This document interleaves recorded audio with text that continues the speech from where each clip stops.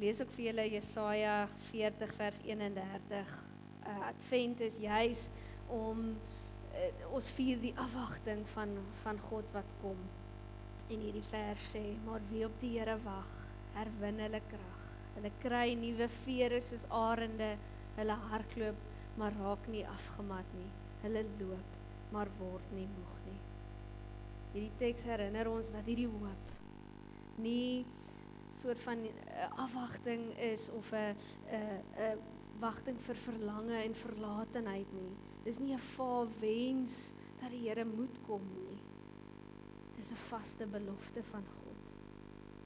Dis 'n hoop wat jou optel wanneer jy moeg is, wat jou dra wanneer jy swaar dra, wat jou laat vlieg soos 'n arend. In ons wag, selfs in die moeilike tye, is God teenwoordig en sy teenwoordigheid is die bron van ons krag en ons vreugde. En daarmee groet ek julle. Mag God se hoop vir jou 'n anker wees te midde van die hopeloosheid van hierdie wêreld. Mag God se vrede oor jou hart en jou verstand die wag hou. Mag God se vreugde jou dra deur tye van hartseer en mag God se liefde vir jou so werklikheid word dat ander God en jou sal beleef. Amen. Kom ons bid saam voor ons die teks lees. Here, maak ons harte stil en ons ore oop sodat ons u stem kan hoor in die woorde wat nou gelees gaan word. Laat u woord vandag in ons 'n nuwe hoop aanwakker en leer ons om met verwagting te leef, want u kom. Ons glo dit. Amen. Ons lees vanoggend uit Romeine 13 vers 8 tot vers 14. Die van julle wat wil saamblaai.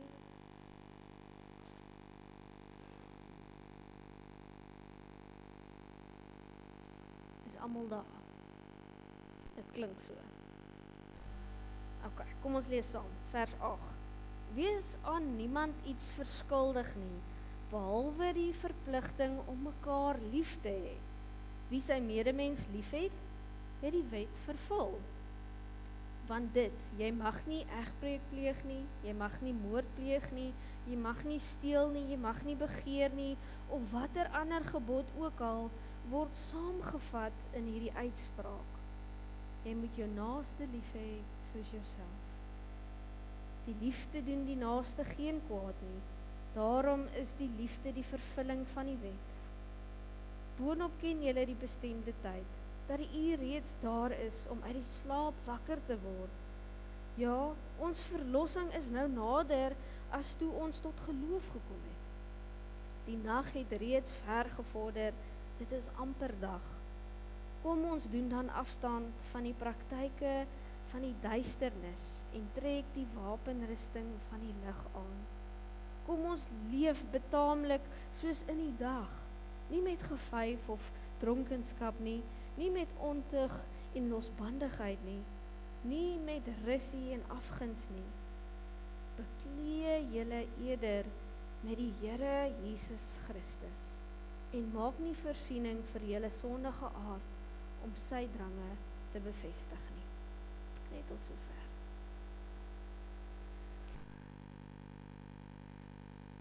Daar is iets fascinerend aan tyd. Ons almal dra horlosies, ons kyk gereeld daarop, wanneer begin die diens of, sjoe, kan hierdie dominee nou klaar preekie, dis raak nou so laat. Ons as mense lewe van afspraak tot afspraak, nie waar nie? Maar die vroeë kerk het 'n ander manier gehad om oor tyd te dink, of hoe hulle tyd verstaan. Hulle het nie horlosies gedra nie. Hulle het nie in die gewone tydklok gewerk nie. In die gewone tydklok noem ons kronos. Hulle het nie in die kronos gebly soos ons vandag nie. Hulle het gelewe in God se tyd. En dit noem ons die kairos. Hulle het in kairos tyd geleef. En dit wat God vir hulle in die verlede gedoen het en dit wat hulle glo dat God nou enige oomblik sou kom, dit het hulle hede beïnvloed. Hulle het geglo die lewe is meer as net die nou. God is aan die werk in die verlede, die Here en in die toekoms. En hulle het geglo dat jy as Christen moet wakker leef vir God se tydsberekening. Daarom begin Paulus vers 11 deur te sê, julle ken die bestemde tyd. En omdat julle juis in God se tyd leef, het Paulus eintlik soort van in hierdie teksgedeelte teruggekyk, uit vorentoe gekyk, om juis nou hulle Here aan te spreek, en ek dink dit help ons ook vandag. As ons terugkyk oor ons lewe, as ons verstaan iets van die toekoms, die nuwe dag wat Christus vir ons beloof, dan maak iets nou hier vir ons sin. So in vers 8 tot 10 kyk Paulus terug. Hy kyk terug na die wet, terug na God se bedoeling met die mens, terug na die hart van alles, liefde. Die hele wet word vervul in hierdie een sin, jy moet jou naaste lief hê soos jouself. Maar hierdie liefde, dis nie net iets sentimenteel nie. Hierdie liefde het 'n naam, hierdie liefde het neergedaal en in God self. Hierdie liefde het voete gehad wat deur dorpe geloop het. Hierdie liefde het oë gehad wat mense raak gesien het wat ons mis. Hierdie liefde het hande gehad wat doofes aangeraak het, wat malaatses genees het, wat kinders omhels het. Hierdie liefde het nie net gepraat nie, hierdie liefde het gelei, hierdie liefde het aan die kruis gesterf, die kruis gedra. Hierdie liefde het in 'n graf ingegaan, sodat ek en jy nie daar hoef te bly nie. Hierdie liefde het die dood oopgebreek, daaruit opgestaan met nuwe lewe. So wanneer Paulus sê die wet is vervul in die liefde, bedoel hy hierdie hele storie van God se redding lê in Christus. So wanneer ek en jy terugkyk in ons lewe, sien ons hopelik, en ek hoop julle het verlede Sondag met hierdie muur van almal se getuienis iets daarvan beleef. Maar as ons terugkyk, sien ons God het reeds iets gedoen in my lewe om my te vorm vir wie ek vandag is. Ons staan nie hier as mense met 'n leë verlede nie. Ons staan in 'n lyn van Christus se liefde wat ons vooraf gegaan het. En wanneer ons leef vandag, leef ons nie vanuit 'n beperking nie, ons leef uit die liefde van Christus wat ons reeds het. Want vir ons het hy reeds gesterf, opgestaan, vrygemaak, gevul met die Gees en deel gemaak van God se familie. So ons verlede bepaal ons hede. En daarom kan ons nou eintlik ook vorentoe kyk. Want daardie selfde liefde wat ons vooraf gegaan het, is daardie selfde liefde wat God se nuwe dag vir ons al hoe nader bring. So dan in die teksgedeelte kyk Paulus nou vorentoe in vers 11 en 12. En hy skryf daar, die nag is byna verby. Die dag is naby. Hy beskryf hier 'n wêreld waar die lig reeds deurgebreek het. Maar die duisternis is nog rondom ons. En ek dink ons beleef dit vandag nog. En vir ons gebed het dit vir ons eintlik so mooi ingelê. Al die dinge wat ons nog vandag in hierdie wêreld raak leef. Die lig is hier, maar hier is ook duisternis. En ons glo die lig het gekom. Ons glo dit. Toe Christus gebore is, daardie eerste ligstraal wat die wêreld ingegaan het. Met sy kruisdood het die lig die duisternis se mag gebreek. Met sy opstanding het die lig die oorwinning behaal. Met die uitstorting van die Heilige Gees het daardie lig weer binne in ons kom woon. Maar die volle dag, die volheid van God se koninkryk het nog nie aangebreek nie. So julle hoor die dinamika. Ons leef in 'n tyd, al het die lig deurgebreek, is daar nog steeds duisternis. Maar dis nou waar Paulus eintlik vir ons kom sê, daarom moet ons wakker wees. Die koninkryk van God breek tog deur.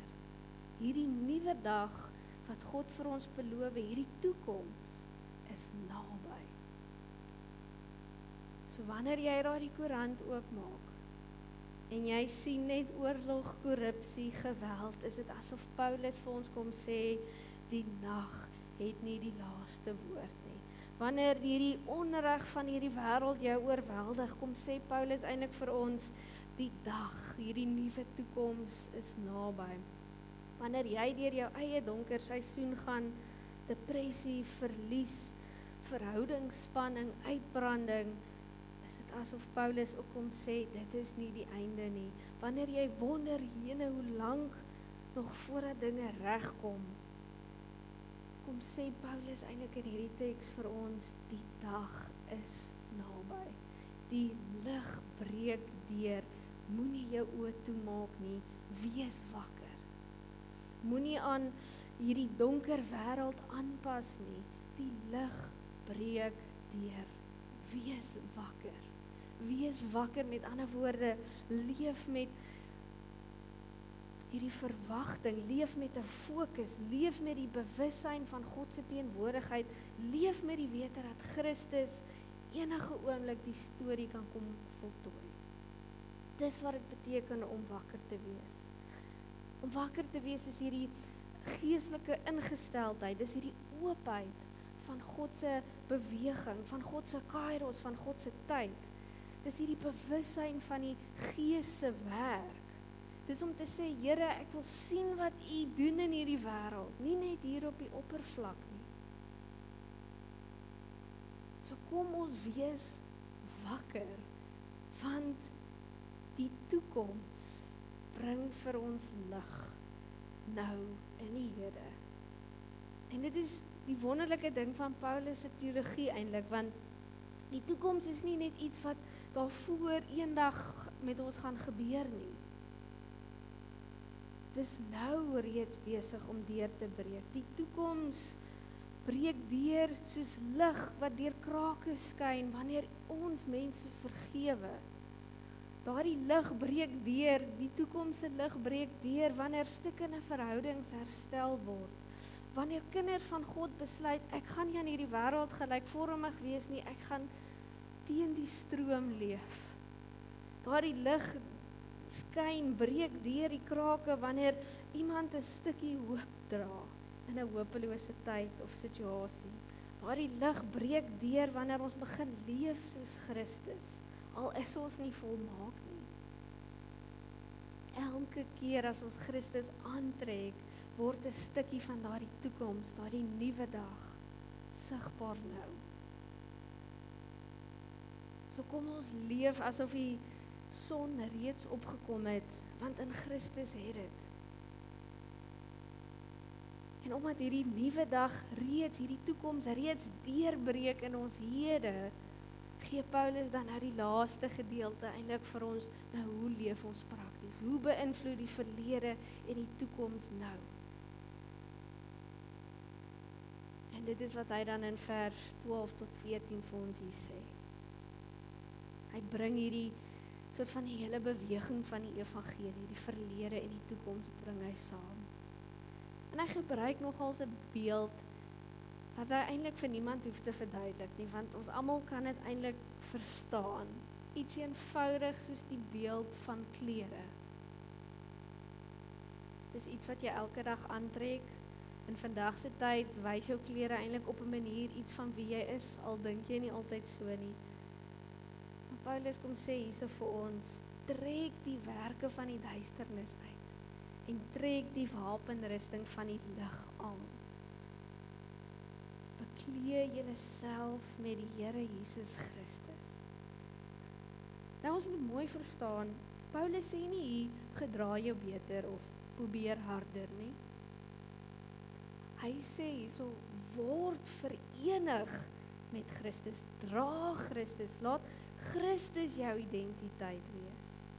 En dan is dit asof mens eintlik nog verder kan gaan met hierdie beeld en dit nog kragtiger maak, want ons almal dra eintlik klere wat ons nie meer pas nie. Klere wat ons vroeër ongemaklik gevoel het omdat dit ons beskerm het. Byvoorbeeld, ek praat nou nie van fisiese klere nie, maar daardie manier van dink wat jou dalk veilig laat voel het, daardie gewoontes wat ons gedink het ons dalk eerder help, daardie selfbeskerming wat ons dalk gevoel het ons is in beheer. Maar nou knyp daardie ou klere so bietjie, dit skaaf so bietjie want dit pas nie meer by wie Christus in ons is nie. Paulus noem dit die werke van die duisternis, daardie selfgerigtheid, daardie gevoelens, soms kwaad, woede wat binne in ons is, daardie jaloesie wat binne in ons is, daardie dinge wat ons klein hou, bang hou en weghou van ander. Paulus sê, trek dit uit, want jy is nie meer 'n kind van die nag nie, jy is 'n kind van die dag, jy behoort aan die dag. Trek daardie gewoontes, ou gewoontes uit. En wat trek jy aan? Dis nie nou net vir beter gedrag of nuwe maniertjies wat jy moet aanleer nie. Ons moet vir Christus aantrek. Ons moet onsself omvou met sy sagtheid, met sy geduld, met sy waarheid, met sy liefde. Ons moet so naby leef aan hom dat mense hom in ons sien. Ons moet hom dra soos 'n kleringstuk, nie om onsself te laat beter lyk nie, maar omdat hy werklik ons identiteit vorm. En dit is die opdrag van hierdie teks. Kom ons leef wakker in God.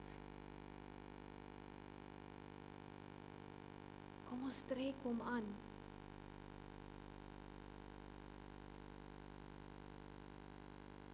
Kom ons maak dat hy ons identiteit word. Ek dink Paulus kom wys vir ons hier dat God se tyd nie op 'n afstand is nie. Dis nie ver in die verlede of ver in die toekoms nie. God se tyd lê nie hier tussen die Bybelse blaaie vasgevang nie.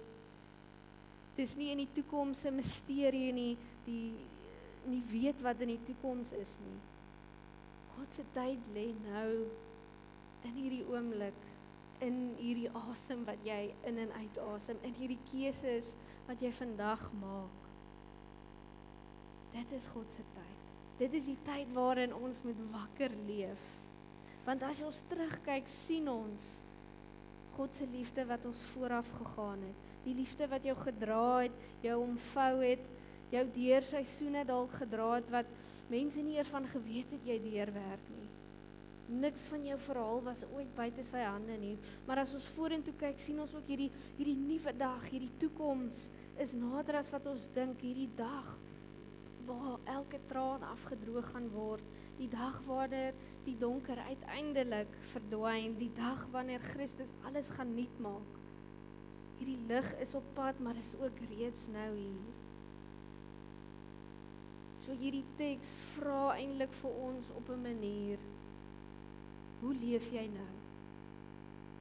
Hoe leef jy nou hier in hierdie lewe, hier in jou vrese, in jou vreugdes, hier tussen jou werk, jou kinders, jou kleinkinders, tussen jou bekommernisse, tussen jou dinge wat jy vier in jou lewe? Hoe leef jy nou? Ons kan nou baie sê oor die verlede en die toekoms. Maar hoe leef jy nou? En leef jy asof die verlede en die toekoms jou vandag beïnvloed? Paulus se antwoord is eenvoudig. Hy sê trek uit wat nie joune is nie en trek vir Christus aan. Want dit is 'n manier van oorgawe. Dis 'n besluit wat jy neem. Dis 'n besluit om toe te laat dat Christus se lig jou van binne af verander. En dalk is dit die geheim van geestelike wakkerheid. Dalk is dit die geheim van om wakker te leef, soos Paulus in die teks sê. Dat ons nie net harder moet probeer nie, maar dat ons eerder onsself sal oopmaak vir die een wat naby is.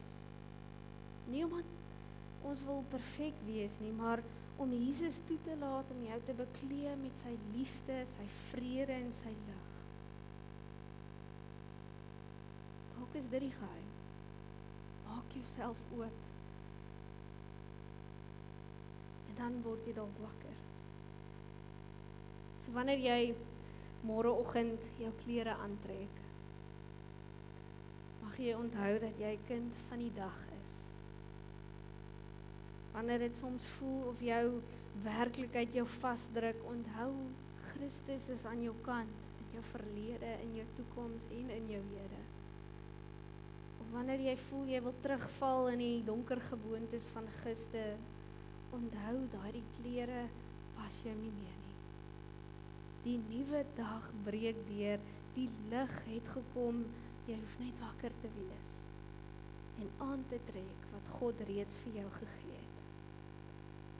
So kom ons leef wakker in God se tyd. Amen. Kom ons bid saam.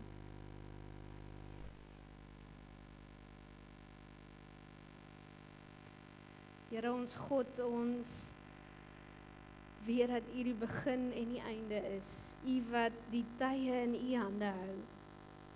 Ons tyd, ons dae, ons seisoene, en ons kom vanoggend na U toe met oop hande en harte.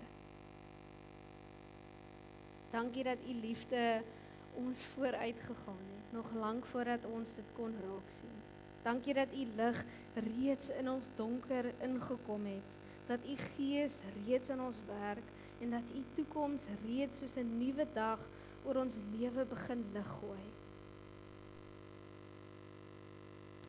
En Here, U wat vir ons gesterf het, wat vir ons opgestaan het en ons eintlik kom kleed het met nuwe lewe, ons vra dat U ons sal leer om die ou dinge uit te trek.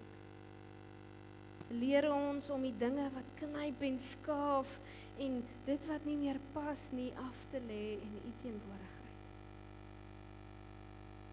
Of dit nou ons vrese, ons woede, ons jaloesie of ons selfgerigtheid is, ons gee dit vir U. En Here, bekleë ons dan met U, omvou ons met U sagheid, laat U lig oor ons skyn, vul ons met U vrede, laat U liefde so in ons woon, dat dit amper soos 'n nuwe vel voel. Maak ons mense van die dag, mense wat wakker, aandagtig en ontvanklik is vir U stem. Wanneer ons moeg is, dra ons. Wanneer ons terugval in ou patrone, herinner ons wie ons is. Wanneer die duisternis rondom ons druk, laat die lig van U nuwe dag in ons harte brand.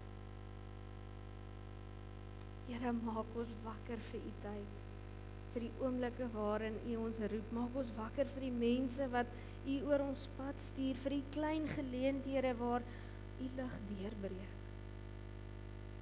En Here, laat ons, wanneer ons môre eintlik ons klere aantrek, nuwe klere aantrek, ook weer vir Christus aantrek. Met oorgawe, met vreugde, met hoop, want die nag is verby. En U dag is naby. Amen.